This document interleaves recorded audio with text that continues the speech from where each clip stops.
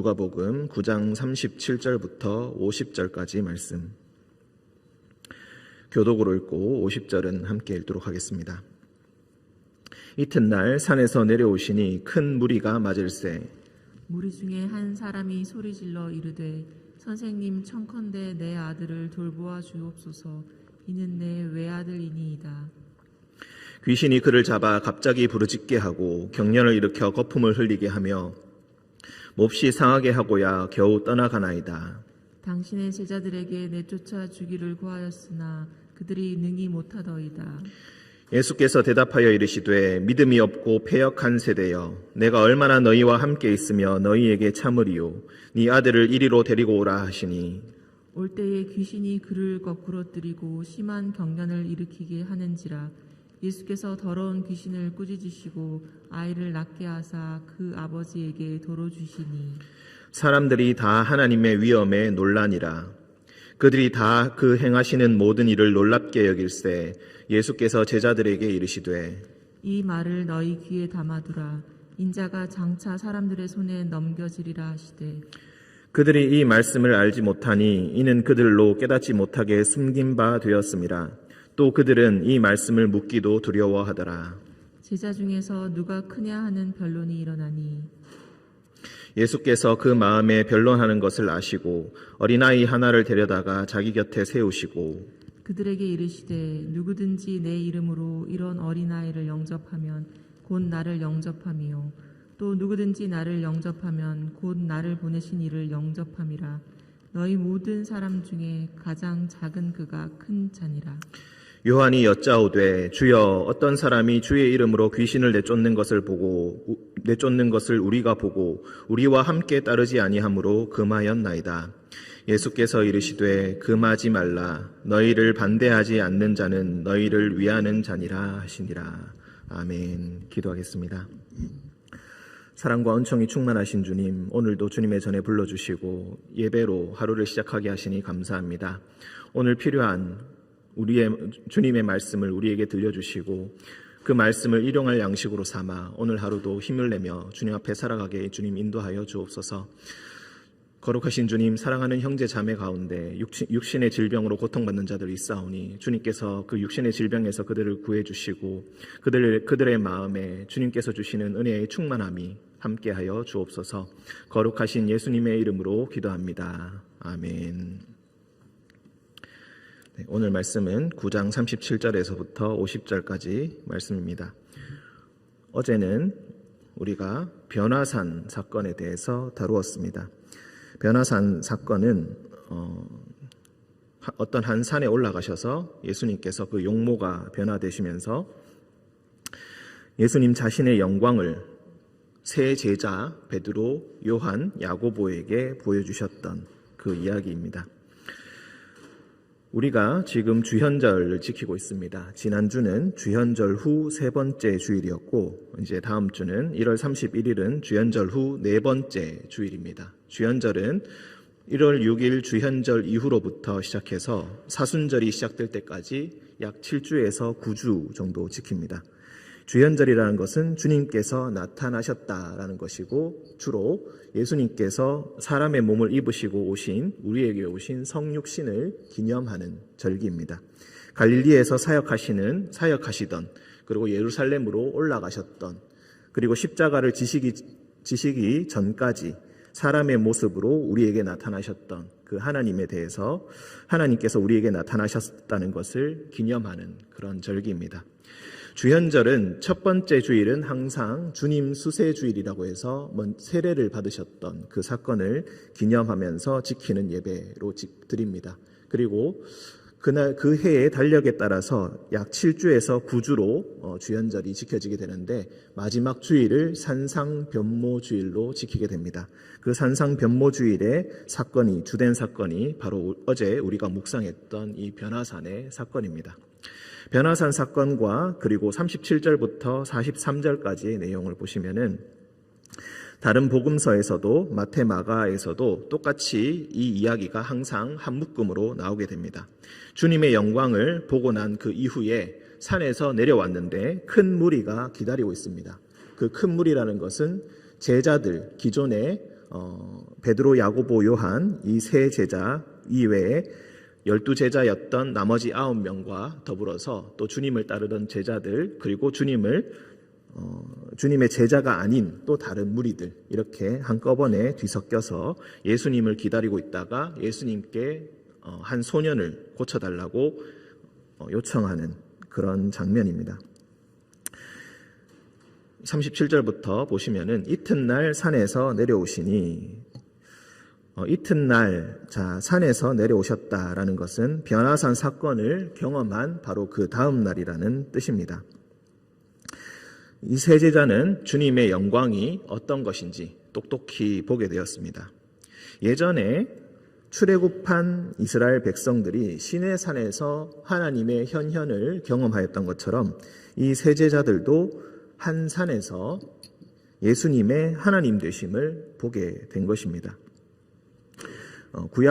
구약의 사건과 결코 떨어지지 않고 예수님께서 왜 산에서 자신의 영광을 보여주셨는지를 우리가 알게 되었다는 것입니다. 다만 문제는 예수님의 영광을 본 바로 그 다음 날 이 사건이 있었다라는 것입니다. 무리 중에 한 사람이 소리질러 이르되 선생님 청컨대 내 아들을 돌보아 주옵소서. 이는 내 외아들이니이다. 외동아들입니다. 즉 여기서 외아들이 뜻하는 것은 한 명 있는 이 아들이 마치 자신의 모든 것인 것처럼 그렇게 애타게 부르짖고 있다는 것입니다. 그 아들이 얼마나 소중한지 예수님을 찾아와서 부르짖고 있다는 것입니다.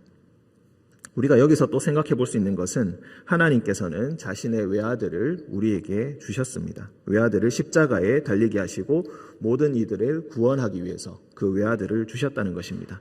이 아버지의 심정과 하나님의 심정이 우리가 어떻게 겹치고 있는가를 본다면 이 말씀을 더욱더 감동적으로 묵상할 수가 있겠습니다. 귀신이 그를 잡아 갑자기 부르짖게 하고 경련을 일으켜 거품을 흘리게 하며 몹시 상하게 하고야 겨우 떠나가나이다. 일종의 발작 증상을 우리가 생각해 볼 수가 있겠습니다. 사람이 감당하지 못하게 귀신이 그를 붙잡아서 흔들게 하고 거의 죽기 직전이 되어서야 잠시 그를 떠나가게 됩니다. 도저히 정상적으로 살 수가 없습니다. 귀신에게 붙잡혔습니다. 내 아들을 구해주십시오. 그런데 내가 당신이 변화산에서 자신의 영광을 보여주실 때 예수님께서 잠시 자리를 비우셨을 때 당신의 제자들에게 내쫓아 주기를 구하였으나 그들이 능히 하지 못하더이다. 그러니 예수님께서 진노해서 이렇게 대답하십니다. 믿음이 없고 패역한 세대여, 내가 얼마나 너희와 함께 있으며 너희에게 참으리요. 내가 이제 곧 십자가를 지러 예루살렘으로 올라가게 되는데 나의 지상에서의 삶이 너희와 함께 있는 날이 얼마 남지 않았는데 너희가 아직도 나를 제대로 믿지 못하고 능력을 발휘하지 못하고 있구나. 내가 언제까지 너희와 함께 있겠는가? 이것을 잘 생각해 보라 라고 하시면서 아들을 이리로 데리고 오라 라고 하십니다. 올 때 바로 직전까지도 귀신이 장난을 치고 있습니다. 귀신이 그를 거꾸로 때리고 심한 경련을 일으키게 하고 마지막까지 그 소년을 죽이기 위해서, 그 소년을 지배하기 위해서 마지막까지 발악을 하고 있는 그런 모습입니다. 예수님께서는 그 귀신을 쫓아내시고 아이를 낫게 하셨다. 귀신이 떠나갔지만 귀신이 나가면서 심한 경련을 일으키게 했다는 것은 심하게 넘어지게 하였다는 것을 우리가 알 수가 있겠습니다. 마지막까지 예수님께 내어주지 않고 그 소년을 죽이려고 하고 있다는 것입니다. 하지만 예수님께서는 그 아이를 낫게 하시고 온전한 모습으로 되돌려 주시고 있습니다. 귀신의 역사는 사람을 죽이기 위해서 임하는 것입니다. 마지막까지 예수님께 넘겨주지 않기 위해서, 하나님 나라로 넘겨주지 않기 위해서, 자신의 나라, 사탄의 나라에서 그 사람을 붙들어 놓기 위해서 마지막까지 애를 쓴다라는 것입니다. 하지만 예수님의 권능이 더 크시고 그를 능히 구원하시고 자신의 영역으로, 하나님의 나라로 그를 온전하게 데려오실 수 있다는 것입니다. 그래서 43절은 이렇게 이야기합니다. 사람들이 다 하나님의 위엄에 놀라니라. 우리가 그냥 논리적으로 생각해 보면은 예수님의 위엄에 놀랐다라고 생각하는 게 옳을 텐데, 사람들이 이것은 하나님께서 하시는 일이구나라는 것을 그 소년에게서 귀신을 쫓아내는 것을 보고 모두가 인지하였다는 것입니다. 예수님께서 누구의 권능으로 이렇게 행하시는가? 하나님의 위엄으로 하시는구나. 우리가 앞서 베드로가 너희는 나를 누구라 생각하느냐 하는 예수님의 질문에 하나님의 그리스도십니다 라고 했던 것을 우리가 기억할 것입니다. 그 하나님의 그리스도랄 때 하나님의 라는 말은 소속을 이야기합니다. 누구의 소속으로, 누구의 권능으로, 누구의 위엄과 권능을 위임받아서 이런 일을 행하고 있는가? 바로 다른 누구도 아닌, 다른 어떤 우상도 아닌, 로마의 황제도 아닌, 세상의 권력자도 아닌 바로 하나님의 그리스도십니다. 사람들이 이 소년에게서 귀신이 나가는 것을 보고 하나님의 위엄을 느끼게 되고 하나님께서 누구신지를 알게 되었다라는 것입니다.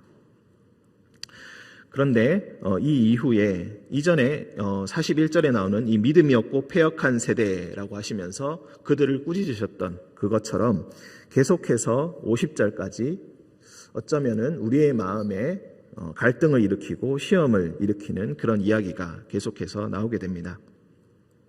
그들이 다 그 행하시는 모든 일을 놀랍게 여겼다. 하나님의 위엄을 보고 참 놀랍게 여겼는데 예수님께서 그때 그 중요한 순간에 사람들이 감동에 휩싸여 있는 바로 그 순간에 이렇게 또 이야기하십니다.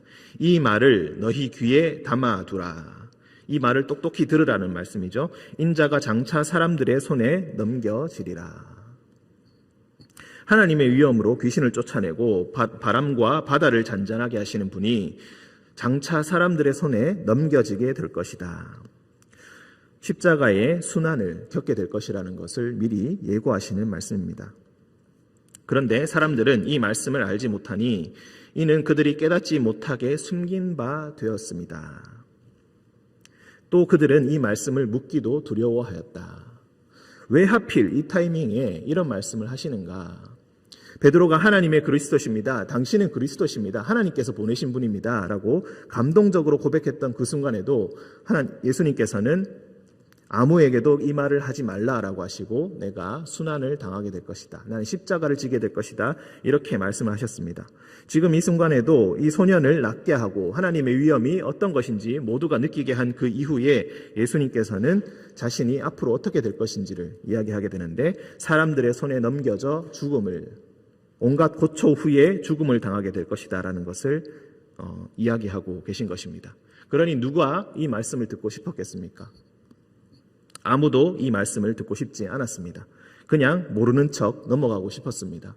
예수님께서 앞으로 어떻게 되실지, 진정 하나님의 뜻이 무엇인지, 하나님의 권능이 놀랍게 임한 바로 그때에 사람들은 신기하게도 그 말씀을 거부하고 있습니다. 제자들도 마찬가지고 무리들도 마찬가지입니다. 계속해서 위엄과 영광을 그리고 놀라운 능력을 경험하고 싶어합니다. 하지만 예수님께서 하시는 그 말씀은 결코 올바로 들을 마음이 없습니다.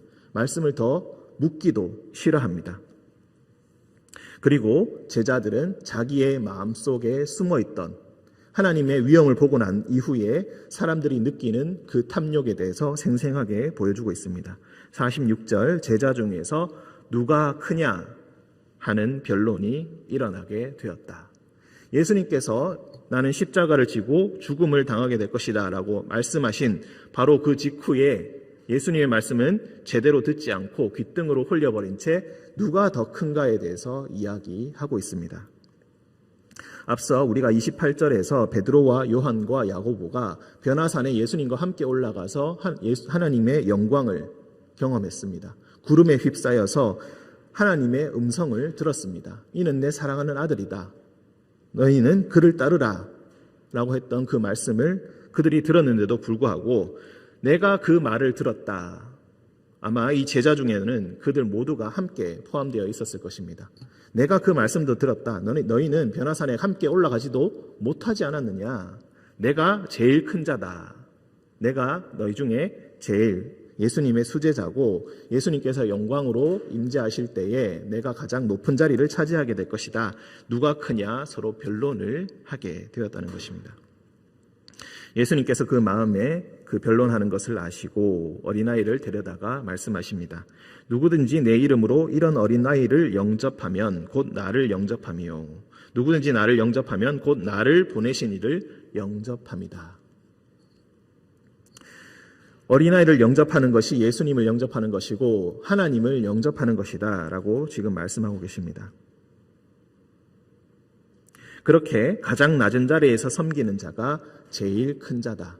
지금 너희가 누가 크냐를 가지고 변론하고 있는데 어린아이를 얼마나 잘 영접하는가가 가장 중요한 것이다. 너희가 서로 말로 내가 얼마나 많은 공적을 쌓았는가, 많은 업적을 행하였는가, 예수님을 위해서 얼마나 많은 희생을 치렀는가, 하나님의 영광을 경험했는가, 그것이 결코 어떤 척도도 되지 못하고 어떤 누가 더 큰가에 대한 어떤 근거도 되지 못하고 오직 어린아이를 영접하는 자. 어린아이는 어떤 존재입니까? 가장 약한 존재입니다. 가장 열심히 애써봤자 아무런 득이 될 것 없는 그런 존재입니다. 그를 위해서 희생해봤자 자신의 아이가 아니라면은 어떤 이득이 있겠습니까? 그 아이가 언제 커서 자신에게 은혜를 갚겠습니까?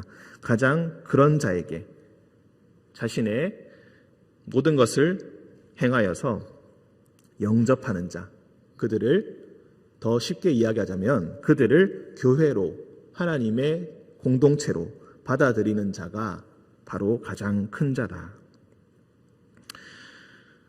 또 49절과 50절은 가장 큰 갈등을 일으킵니다. 49절 요한이 여짜오되 주여 어떤 사람이 주의 이름으로 귀신을 내쫓는 것을 우리가 보고 우리와 함께 따르지 아니하므로 금하였나이다. 어떤 사람이 예수님의 뒤를 따르지도 않는데 주님의 이름을 어떻게 보면 참칭하여서 지금 귀신을 내쫓고 있습니다. 우리의 뒤를 함께 따르고 있지 않습니다. 그런데 이런 일을 하는 거 보고 우리가 그렇게 하지 말도록 내가 금하였습니다 라고 요한이 이야기합니다. 그러니까 예수님께서는 놀랍게도 금하지 말라, 너희를 반대하지 않는 자는 너희를 위하는 자니라 하시니라. 지금 우리와 함께 있지 않다라는 것은 즉 쉽게 이야기해서 교회에 소속되어 있지 않은 어떤 사람이 주님의 이름에 의지하여서 귀신을 쫓아내는 것, 병을 고치는 것을 우리가 보고 예수님께서는 결코 금하지 말라라고 지금 말씀하시고 계시다는 것입니다. 이 49절과 50절의 이 말씀은 예수님의 특히 50절의 이 말씀은 교회가 얼마나 열려 있어야 되는가에 대해서 말씀하고 있는 것입니다. 지금 우리와 뜻을 함께하고 있지 않는 자, 어떻게 보면 이단이라고까지 할 수는 없겠지만 이단과 정통의 경계선에 서 있는 자, 교회에 참석하여서 열심을 다하지 않고 주님의 이름을 이용하는 것처럼 보이는 그런 사람들도 우리가 인정해 주어야 합니까? 그런 사람들 막아야 되지 않겠습니까? 어떻게 주님의 이름을 욕되게 하겠습니까? 라고 요한이 어떻게 보면 정당한 항의를 하고 있는데 예수님께서는 금하지 말라라고 하십니다. 너희를 반대하지 않는다면 너희를 위하고 있는 것이다. 하나님의 나라는 사람들의 생각 이상으로 넓은 것이고 사람들의 생각 이상으로 개방적인 것이다. 어린아이를 섬기고 어린아이를 보호하고 약한 사람들을 받아들이고 아직 주님을 제대로 알지 못하는 자를 포용하는 그런 공동체다. 이런 관점에서 우리가 37절에서 43절의 이 어린아이 치유 사건을 다시 한번 생각해 볼 수가 있겠습니다. 어린아이를 구해주는, 어린아이를 주님의 이름으로 하나님의 위엄으로 치료하는 그런 공동체입니다. 여기서 이 거품을 흘리고 격렬을 일으키는 이 병, 귀신에 걸려있는 이 병은 단순히 육체적인 질병만을 떠나서 마음의 질병과 그리고 사람이 겪게 되는 모든 고난을 우리가 함께 포함한다고 볼 수가 있겠습니다. 코로나로 인해서 경제적인 어려움과 그리고 각종 시련에 그리고 세상 사람들의 어떤 조롱, 교회를 향한 그 모든 조롱들도 모두 다 포함되어 있다고 우리가 볼 수가 있겠습니다. 사람을 힘들게 하고 사람을 죽음의 길로 들어서게 하는 그 모든 고난과 환난들, 예수님을 따른다는 이유로 겪게 되는 그 어려움들. 하지만 이곳에는 우리의 잘못도 있습니다. 믿음이 없고 폐역한 세대로서 예수님에 대해서, 하나님의 말씀에 대해서 제대로 듣지 못하고 누가 크냐라고 하면서 서로 변론하는 그런 모습을 가지고 있다면 우리 교회에는 더 이상 미래가 없다는 것입니다. 어린아이를 영접하고 어린아이를 고쳐주지 않고 약한 사람들을 포용하지 않고 다른 사람들을 배제하기만 하고 받아들이지 않는다면, 개방적으로 우리가 우리 자신을 열어두지 않는다면 우리는 예수님께로부터 믿음이 없고 폐역한 세대라는 말씀을 계속해서 들을 수밖에 없을 것입니다.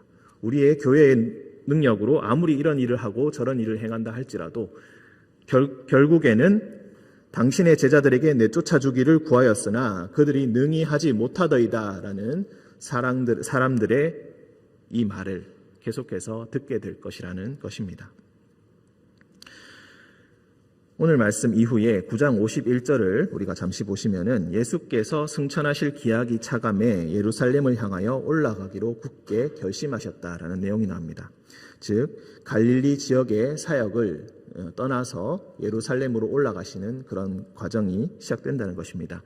이 9장 51절부터 예루살렘까지 19장 27절까지 이 긴 여정이 이제 시작되고 있습니다. 예루살렘으로 십자가를 지시러 올라가는 그 긴 여정 가장 마지막에 오늘 37절부터 50절까지의 말씀을 통해서 하나님의 공동체, 교회는 어떤 곳이어야 하는지를 우리에게 알려주고 계십니다. 이 말씀을 따라서 여러분 각자의 마음에 주시는 그런 모든 생각들과 그리고 하나님께서 주시는 그 성령의 능력으로 우리가 행해야 할 바를 다시 한번 생각하고 묵상하고 하나님의 뜻을 구하는 하루 되시기를 주님의 이름으로 축원드립니다. 함께 기도하겠습니다. 사랑과 은총이 충만하신 주님, 믿음이 없고 폐역한 세대라는 말을 들을까 두렵습니다. 온 세상이 교회를 비웃고 예수님의 능력을 부인하고 예수님의 제자를 조롱하고 우리 역시도 똑같은 환난으로 어려움으로 누가 크냐 하는 그 변론에서 벗어나지 못한 채 우리가 죄인의 모습으로 서 있음을 다시 한번 고백합니다. 주님의 현현 앞에서 다시 한번 우리의 옷깃을 여미게 하시고 하나님의 뜻이 무엇인지, 예수께서 십자가를 지셨던 그 뜻이 무엇인지 다시 한번 생각하게 하여 주옵소서. 주님, 우리가 비록 믿음이 없고 폐역하지만 주님 말씀 의지하여, 주님께 의지하여 하나님의 위엄을 바라보고 살아가길 원합니다. 주님의 능력으로 주님 우리와 함께하여 주시고 우리의 믿음 없음을 용서하여 주옵소서. 거룩하신 예수님의 이름으로 기도합니다. 아멘.